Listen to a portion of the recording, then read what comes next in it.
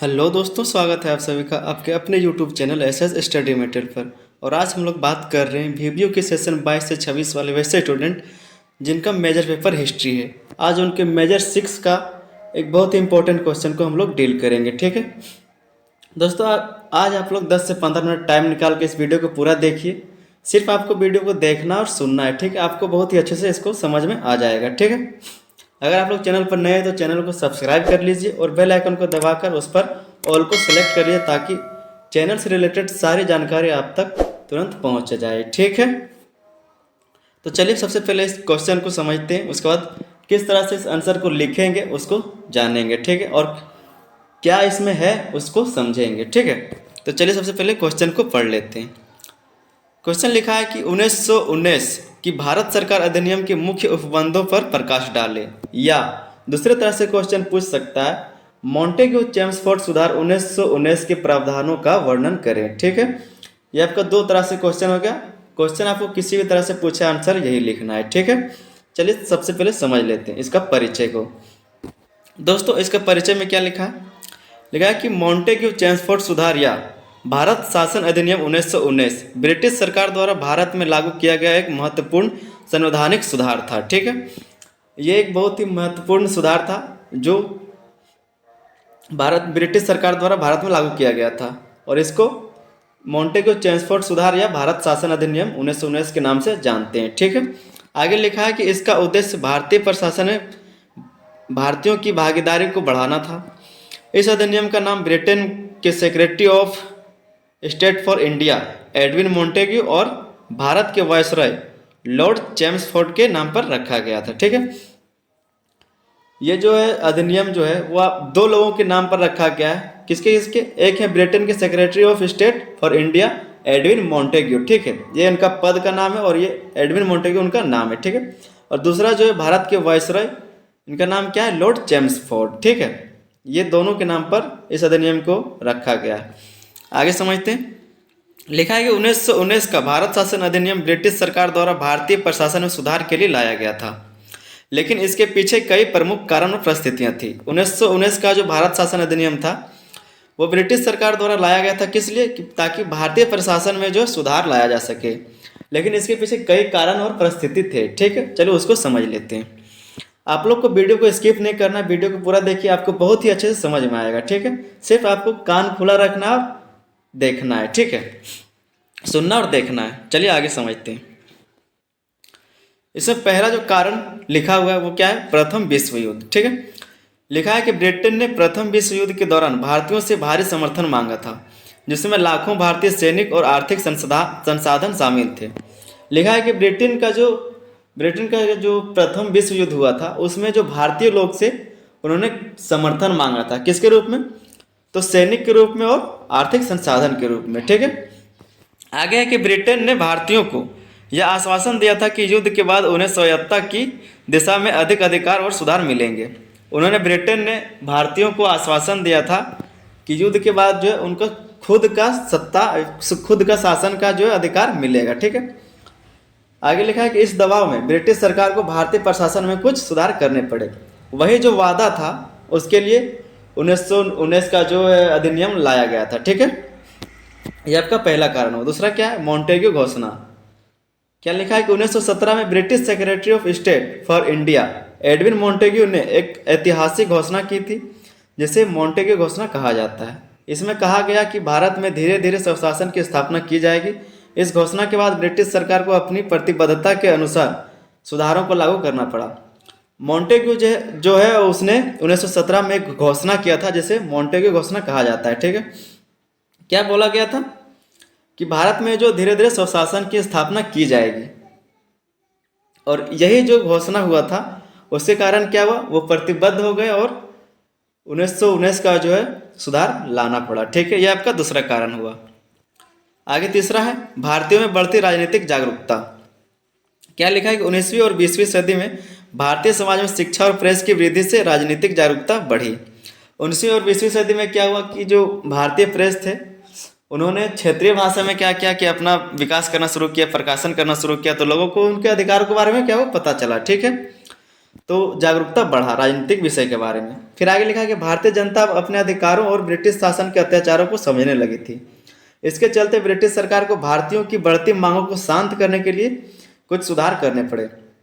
भारतीयों को क्या हुआ कि ब्रिटिश का जो चालबाजी था वो समझ में आने लगा, तो इसको दबाने के लिए ही क्या किया गया था कि इसका सुधार करना पड़ा। ठीक है, ब्रिटिश लोगों ने क्या किया, सोचा और इसका सुधार करने का प्रावधान निकाला था। ठीक है, इसमें चौथा है ब्रिटिश सरकार का नियंत्रण बनाए रखने की इच्छा। अब क्या हुआ कि ब्रिटिश सरकार जो है वो सुधार तो करना चाहता था, लेकिन साथ ही भारत में जो अपना जो अधिकार है उस पर, जो भारत का जो शासन है उस पर पूरा नियंत्रण अपने हाथों में रखना चाहता था। ठीक है, उसमें लिखा है कि ब्रिटेन यह नहीं चाहता था कि भारत में पूर्ण स्वशासन या स्वतंत्रता मिले। ब्रिटेन ये नहीं चाहता था कि भारत जो पूरी तरह से स्वतंत्र हो जाए, वहाँ पर अपना शासन चलाए। ठीक है, लिखा कि लेकिन वह भारतीय जनता और नेताओं को कुछ अधिकार देकर उन्हें शांत करने का प्रयास कर रहा था।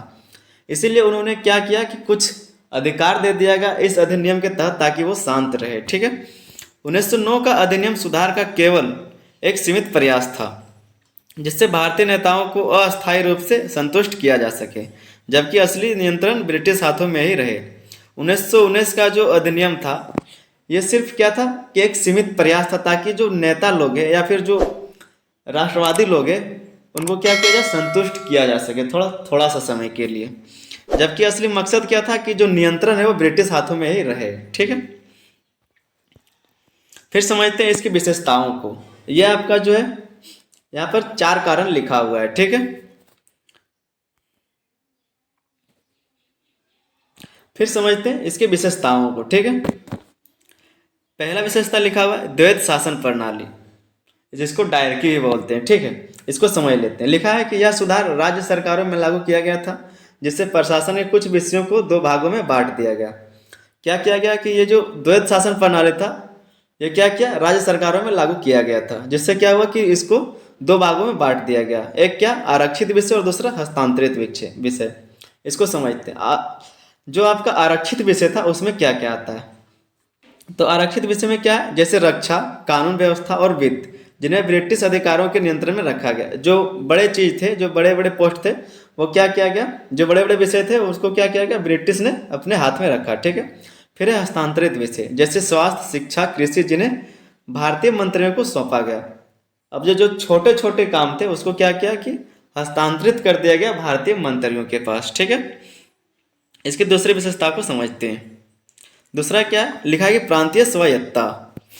प्रांतीय विधान सभाओं में भारतीयों को अधिक प्रतिनिधित्व देने का प्रयास किया गया, लेकिन अभी भी ब्रिटिश अधिकारियों को का नियंत्रण प्रमुख क्षेत्र पर था। क्या था कि जो प्रांतीय विधानसभा है उसमें भारतीयों को अधिक प्रतिनिधित्व मिला। ठीक है, लेकिन क्या हुआ, अभी भी जो था कि अधिकारियों का नियंत्रण प्रमुख क्षेत्रों पर था। ब्रिटिश का जो अधिकारी था उसका नियंत्रण अभी भी उस पर ज़्यादा था। ठीक है, इसी में तीसरा क्या है, लिखा है कि केंद्रीय विधान परिषद। केंद्रीय विधान परिषद का विस्तार किया गया, जिसमें भारतीयों को नामांकित किया गया, लेकिन उनकी शक्ति सीमित थी। ठीक है, क्या किया गया कि केंद्रीय विधान परिषद का विस्तार तो हुआ, जिसमें भारतीयों को नामांकित भी किया गया, लेकिन उसकी जो शक्ति थी उसको सीमित रखा गया और अंतिम निर्णय ब्रिटिश सरकार के हाथों में था। उसके बाद भी अंतिम जो निर्णय होना था वो ब्रिटिश सरकार को ही करना था। ठीक है, इसमें चौथा विशेषता है समान मतदान अधिकार। अब समान मतदान के लिए भी एक अधिकार लाया गया। ठीक है, चुनाव प्रक्रिया में थोड़े सुधार की गई, लेकिन केवल संपत्ति, शिक्षा और करों के आधार पर सीमित संख्या में भारतीयों को मतदान का अधिकार दिया गया। समान मतदान का अधिकार तो लाया गया, लेकिन सिर्फ किसके आधार पर, संपत्ति, शिक्षा और कर। जिसके पास संपत्ति हो, शिक्षा और जो कर देते हो कुछ ना कुछ, वही लोग क्या कर सकते हैं, मतदान कर सकते हैं। ठीक है, फिर इसका प्रभाव लिखा हुआ है। प्रभाव में क्या है, ये जो अधिनियम आया था उसका क्या प्रभाव पड़ा वो लिखा हुआ है। लिखा है कि मॉन्टेग्यू चेम्सफोर्ड सुधार से भारतीयों को प्रशासन में भागीदारी का अवसर तो मिला। क्या हुआ कि जो मॉन्टेग्यू चेम्सफोर्ड सुधार था उससे क्या हुआ, भारतीयों को प्रशासन में भागीदारी का अवसर तो मिला, लेकिन यह सुधार भारतीय राष्ट्रीय कांग्रेस और अन्य राजनीतिक दलों की आकांक्षाओं को पूरी तरह संतुष्ट नहीं कर सके। क्या हुआ कि जो कांग्रेस का राजनीतिक दल था, जो राजनीतिक नेता था, उसका जो आकांक्षा था उसको क्या किया, संतुष्ट नहीं कर सका। ठीक है, इसके परिणाम स्वरूप जालियांवाला बाग हत्याकांड और असहयोग आंदोलन जैसे बड़े आंदोलनों की नींव पड़ी। जब लोग संतुष्ट नहीं हुए तो इसी से उन्होंने क्या किया, आंदोलन और भी किया, जिसके कारण जालियांवाला बाग हत्याकांड हुआ। उसके बाद असहयोग आंदोलन जैसे बड़े बड़े आंदोलन की नींव पड़ी। असहयोग आंदोलन जैसे बड़े बड़े आंदोलन का शुरुआत किया गया। ठीक है, इसी में निष्कर्ष लिखा हुआ है। अब जब क्वेश्चन का आपको आंसर लिखना हो जाएगा तो 4 लाइन आप निष्कर्ष लिखना ना भूलें। ठीक है, जब आपको क्वेश्चन पूछा जाए किसी व्यक्ति के बारे में या फिर उसको वर्णन करने बोले, व्याख्या करने बोले, तो आप निष्कर्ष जरूर लिखिए। निष्कर्ष में क्या लिखना है, सेम आपको ये लिखना है जो यहाँ पे लिखा हुआ है। लिखना है कि 1919 का भारत शासन अधिनियम भारतीयों की स्वशासन की मांगों के प्रति ब्रिटिश सरकार का आंशिक जवाब था। क्या, 1919 का भारत शासन अधिनियम भारतीयों की स्वशासन की मांगों के प्रति ब्रिटिश सरकार का आंशिक जवाब था। ठीक है, छोटा सा एक जवाब दिया हुआ था। ठीक है, लिखा आगे कि यह एक ऐसा राजनीतिक कदम था जिससे ब्रिटिश सरकार भारतीयों को प्रशासन में आंशिक भागीदारी देकर अपने नियंत्रण को बनाए रखना चाहती थी। ब्रिटिश सरकार जो था वो चाहता था कि एक छोटा सा उसमें अधिकार दे के भारतीयों को और पूरा जो नियंत्रण है अपने हाथ में रखा जाए। ठीक है, इसमें लिखा कि हालांकि यह सुधार भारतीयों की उम्मीदों को पूरी तरह से पूरा नहीं कर सका और इसके बाद असहयोग आंदोलन जैसे बड़े आंदोलन हुए जो भारतीय स्वतंत्रता संग्राम को और तेज कर गए। क्या हुआ कि ये जो सुधार हुआ था ये भारतीयों की उम्मीद पर क्या हुआ, खरा नहीं उतरा। ठीक है, इससे क्या हुआ कि बड़े बड़े जो आंदोलन हुए जैसे असहयोग आंदोलन और भारतीय स्वतंत्रता संग्राम को और तेज कर गए। ठीक है, यही जो बड़े बड़े आंदोलन हुए इससे क्या हुआ कि जो भारतीय स्वतंत्रता का संग्राम था जो चल रहा था उसको और तेज हो गया, तो तेज कर दिया गया। ठीक है, ये आपका निष्कर्ष हो गया। ठीक है दोस्तों, अगर आप लोग किसी भी सेमेस्टर में किसी भी सेमेस्टर की तैयारी करें तो चैनल को जरूर सब्सक्राइब कर लीजिए, इससे आपको तैयारी करने में बहुत ही मदद मिलेगा। ठीक है, चलिए मिलते हैं अगली वीडियो में, तब तक के लिए धन्यवाद, जय हिंद।